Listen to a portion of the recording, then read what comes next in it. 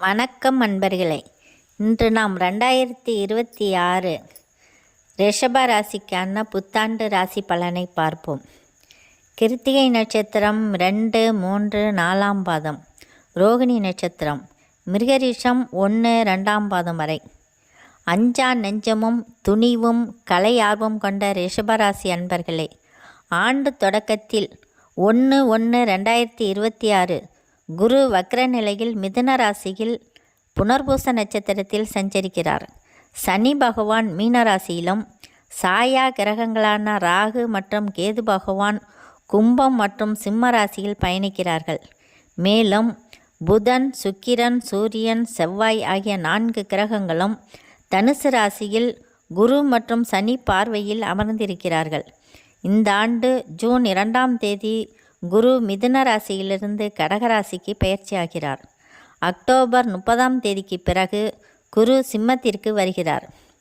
12/12/2026க்கு பிறகு ஆண்டின் இறுதி பகுதி வரையில் சிம்மத்தில் குரு பகவான் வக்ர நிலையிலேயே இருக்கிறார்.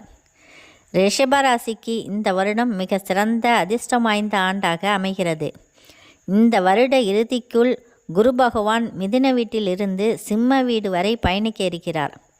அஷ்டமாதிபதியான குரு பகவான் மறைந்தாலும் உங்களுடைய லாபஸ்தானத்தை பார்க்கும் காரணத்தினால் பொருளாதார ரீதியாகவும் குடும்ப ரீதியாகவும் மென்மேலும் வளர்ச்சியை காண்பீர்கள்.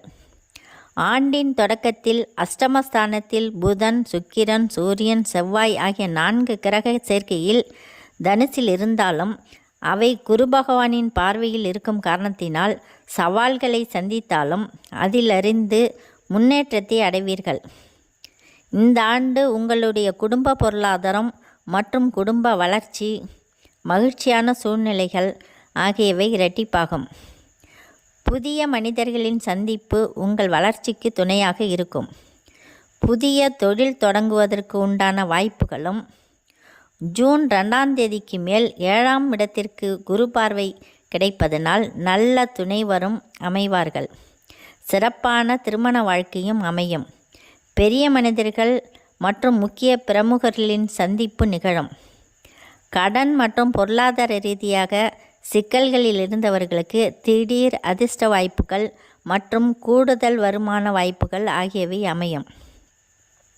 குறிப்பாக 2/6/2026 தேதியிலிருந்து 30/10/2026 முழு வீடியோவையும் பார்க்க கீழே உள்ள லிங்கை கிளிக் செய்யவும்.